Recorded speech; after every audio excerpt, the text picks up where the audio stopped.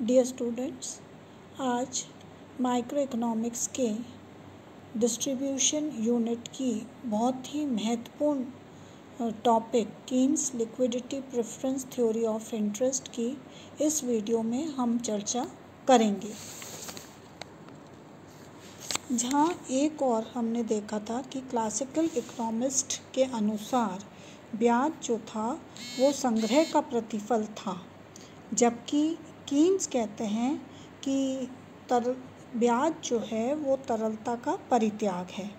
यानी कि जब व्यक्ति उपभोग को त्यागता है तो बचत की जाती है, और इस बचत को जब वो त्यागता है या उधार देता है तो उसके बदले में जो उसको प्रतिफल मिलता है वो ब्याज कहलाता है।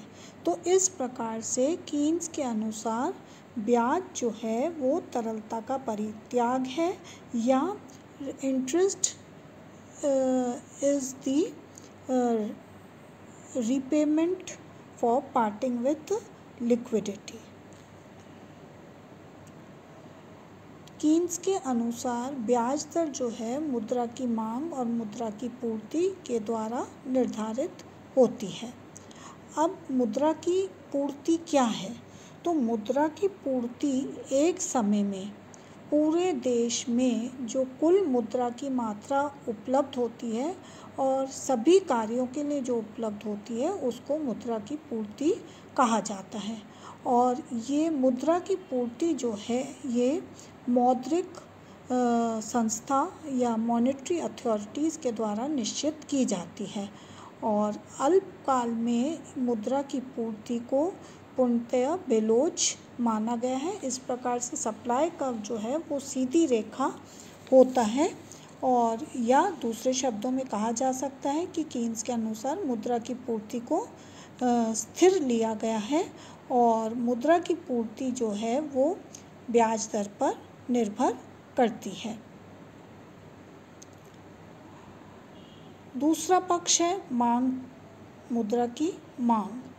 अब कीन्स के अनुसार मुद्रा की मांग या तरल रूप में रखने की मांग या मुद्रा को नगद रूप में क्यों रखने की मांग की जाती है, तो कीन्स ने इसके 3 कारण बताए why a person wants to hold money in cash. First motive उन्होंने बताया ट्रांजैक्शन मोटिव या लेन देन उद्देश्य।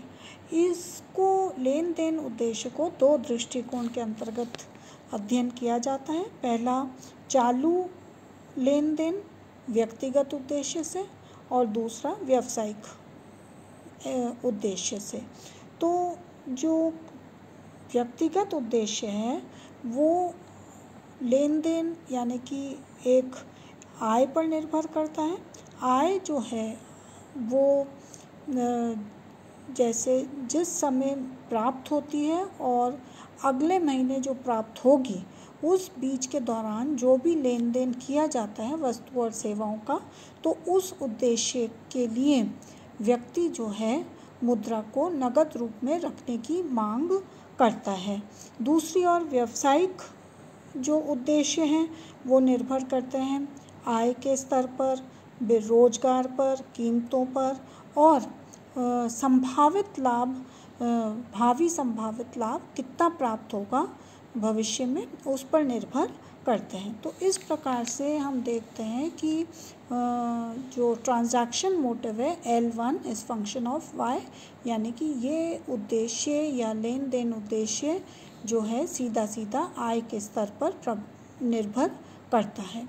दूसरा है प्रिकॉशनरी या सतर्कता उद्देश्य, मतलब भविष्य में दोनों, भले चाहे वो व्यक्तिगत हो चाहे व्यावसायिक हो, दोनों ही भावी जो संभावनाएं अनफोर्सीन है या अनफेवरेबल कंडीशंस जो भी हो सकती हैं, उस उद्देश्य से भी मुद्रा को नगद रूप में रखने की मांग करते हैं। तो ये L1 भी आय पर निर्भर करता है।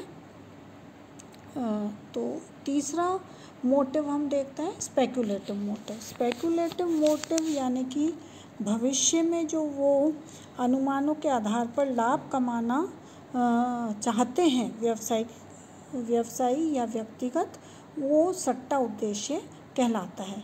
और सट्टा उद्देश्य जो है वो बॉन्ड्स की कीमत और ब्याज दर पर निर्भर करता है। बॉन्ड्स की कीमत और ब्याज दर में विपरीत संबंध देखने को मिलता है। जैसे उदाहरण के तौर पर हम देखें तो अगर बॉन्ड जो है वो 100 रुपये का है और ब्याज दर 4% है, अगर सपोज ये बाज़ार की ब्याज दर बढ़कर 8% हो जाए तो बॉन्ड जो है वो उसका मूल्य 50 रुपये रह जाता है।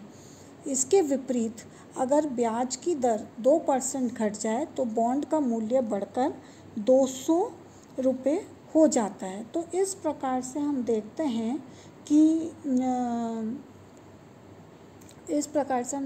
कि किस प्रकार से बॉन्ड की कीमत और बाज़ार की जो ब्याज दर है उसमें विपरीत संबंध है और वह किस प्रकार से सट्टा उद्देश्य को प्रभावित करती है। और हम दोनों मांगों को L1 और L2 को अगर प्लस करते हैं तो टोटल लिक्विडिटी प्रेफरेंस या कुल मुद्रा की मांग प्राप्त होती है। और ये दोनों जो हैं वो आय और ब्याज के दर पर निर्भर करते हैं। इन चित्रों के द्वारा इसी बात की पुष्टि की जाती है। एक्स अक्ष पे demand and supply of money है, मुद्रा की मांग और मुद्रा की पूर्ति है, जबकि वाई अक्ष पर ब्याज की दर है। मुद्रा की पूर्ति को बेलोच पूर्णतः बेलोच माना गया है, सीधी रेखा है QM, जबकि मुद्रा की मांग वक्र जो है वो नेगेटिव स्लोप ली है, लिक्विडिटी प्रेफरेंस कर्व। और जहाँ मुद्रा की मांग मुद्रा की पूर्ति ई पर बराबर है, ई पर बराबर होने पर ब्याज की दर OR निर्धारित होती है। और इसके विपरीत अगर ब्याज दर OR1 है तो पूर्ति मांग से अधिक है और ब्याज दर घटेगी और पुनः OR साम्य बिंदु को प्राप्त करेगी। इसके विपरीत अगर ब्याज की दर OR2 है तो ऐसी दशा में मांग पूर्ति की अपेक्षाकृत R2D is greater than R2C, यानी कि मांग अधिक है। तो मांग अधिक होने के कारण ब्याज की दर में वृद्धि होगी और पुनः साम्य OR ब्याज की दर पर प्राप्त होगा ई बिंदु पर, जहाँ मुद्रा की मांग मुद्रा की पूर्ति के बराबर है। यह चित्र मुद्रा की मांग को स्थिर मानकर मुद्रा की पूर्ति में परिवर्तन को दर्शाता है। जैसे प्रथम साम्य जैसे हम ई बिंदु पे लें तो OR ब्याज दर है, मुद्रा की मांग मुद्रा की पूर्ति के बराबर है। अब अगर मुद्रा की पूर्ति बढ़ जाती है OM से OM2 तो E2 पर साम्य प्राप्त होता है और ब्याज की दर घट जाती है OR से OR2।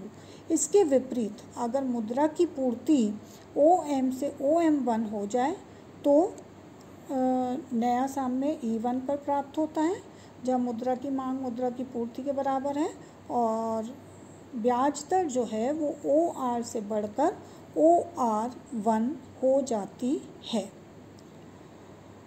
अब OR2 को अगर हम लें ब्याज की दर तो ये तरलता जाल को दर्शा रहा है, बिल्कुल परफेक्टली इलास्टिक हो रहा है लिक्विडिटी प्रेफरेंस कर्व।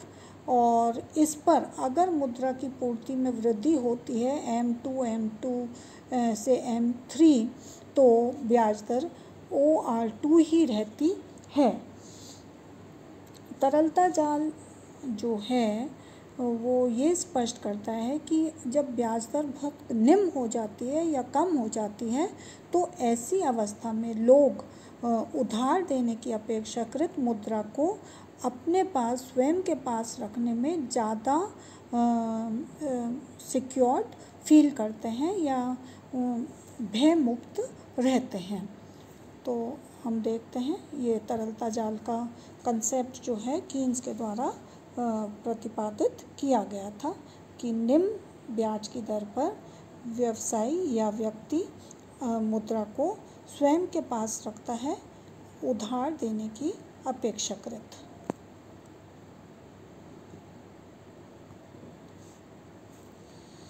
ये वक्र जो है ये इसमें मुद्रा की पूर्ति को स्थिर मानकर मुद्रा की मांग में परिवर्तन को दर्शाया गया है और इस बात को बताया गया है कि किस प्रकार से प्रारंभिक साम्य ई बिंदु पर है जहाँ मुद्रा की मांग मुद्रा की पूर्ति बराबर है और OR ब्याज की दर है। इसके बाद अगर मुद्रा की मांग बढ़ती है LP से LP1 तो और मुद्रा की पूर्ति जो है QM रहती है तो ऐसी अवस्था में E1 पर साम्य होता है और ब्याज दर जो है वो OR1 बढ़ जाती है, OR से बढ़कर OR1 हो जाती है। और इसके विपरीत अगर मांग में कमी आती है LP2 तो मुद्रा की मांग का साम्य E2 पर होता है और E2 पर ब्याज की दर भी घट जाती है OR से OR2। किंतु अगर दोनों में परिवर्तन होता है मुद्रा की मांग और मुद्रा की पूर्ति में, जैसे ई बिंदु पर दर्शाया गया है कि मुद्रा की मांग LP1 है और मुद्रा की पूर्ति भी बढ़कर OM से OM1 हो जाती है, तो E3 पर साम्य रहता है और ब्याज दर पुनः ओरिजिनल जो प्रारंभिक ब्याज दर है OR ही रहती है। इस चित्र में भी लिक्विडिटी ट्रैप को दर्शाया गया है कि किस प्रकार से OR2 जो निम्न ब्याज की दर है उस पर तरलता जाल बनता है। तो यद्यपि कीन्स की जो सिद्धांत है वो बहुत महत्वपूर्ण है अर्थशास्त्र में, किंतु फिर भी आलोचनाओं से मुक्त नहीं है। हम देखते हैं कि इस सिद्धांत को कई अर्थशास्त्रियों ने अलग अलग दृष्टिकोण से इसकी आलोचनाएं करी हैं। जैसे इनएडिक्वेट और मिसलीडिंग माना है। वो कहते हैं कि अर्थशास्त्री कहते हैं कि ब्याज दर को वास्तविक ब्याज दर जो है किस प्रकार से निर्धारित होगी इसका कीन्स के द्वारा कोई स्पष्टीकरण नहीं दिया गया है। साथ ही वो कहते हैं कि इसमें मेथडोलॉजिकल फैलेसी भी है, यानी कि इसमें ये कीन्स जो है वो एक डेफिनेट रिलेशनशिप मान के चलता है क्वांटिटी ऑफ मनी और रेट ऑफ इंटरेस्ट, जबकि दूसरे अर्थशास्त्री कहते हैं कि ऐसी कोई निश्चित संबंध दोनों में नहीं देखने को मिलता।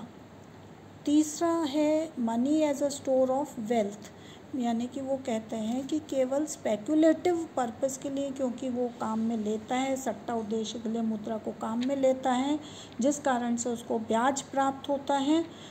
अगर वह इसको काम में नहीं ले तो खाली उसको स्टोर करे तो वो बैरन है या उस पर कोई लाभ प्राप्त नहीं होता। तो प्रोफेसर हट कहते हैं कि ऐसा नहीं है, क्योंकि उनके अनुसार जो डिमांड फॉर मनी एसेट्स हैं is a demand for productive resources.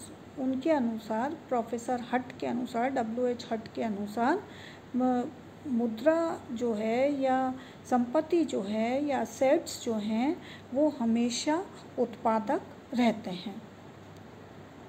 फिर अगला दृष्टिकोण प्रोफेसर नाइट ने जो कीन्स के सिद्धांत की आलोचना की है, वो बोलते हैं कि ये सिद्धांत जो है वो इनकंसिस्टेंट है, यानी कि सही नहीं है।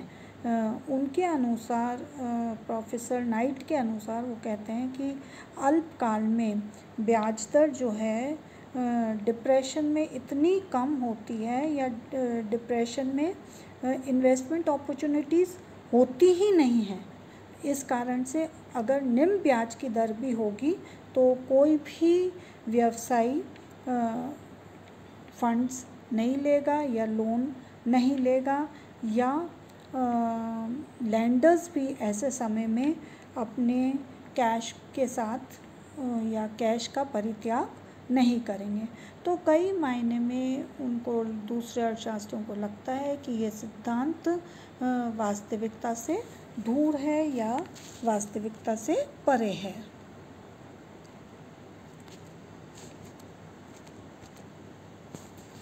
इसके साथ ही साथ और भी कई मुद्दे हैं जिसके आधार पर इसकी आलोचना की गई है, जैसे कि liquidity is not essential, interest rate for, मतलब वो कहते हैं कि ज़रूरी नहीं कि तरलता जो है वो उस जब परित्याग किया जाए तो उस पर ब्याज की दर प्राप्त हो, क्योंकि आप देखिए उदाहरण देकर प्रोफेसर हेज़लेट ने बताया कि अगर व्यक्ति जो है वो अपने फंड्स को फिक्स डिपॉजिट या शॉर्ट टर्म ट्रेजरी बिल्स के रूप में रखता है तो उसको ब्याज भी प्राप्त हो रहा है, साथ ही साथ उसके पास लिक्विडिटी या तरलता भी है। तो इस प्रकार से कीन्स को रिफ्यूट किया गया है कि इस आधार पे कि लिक्विडिटी जो है या लिक्विडिटी को आप पार्ट करेंगे या तरलता का परित्याग करेंगे तभी ब्याज प्राप्त होगा, ऐसा कहना अनुचित है।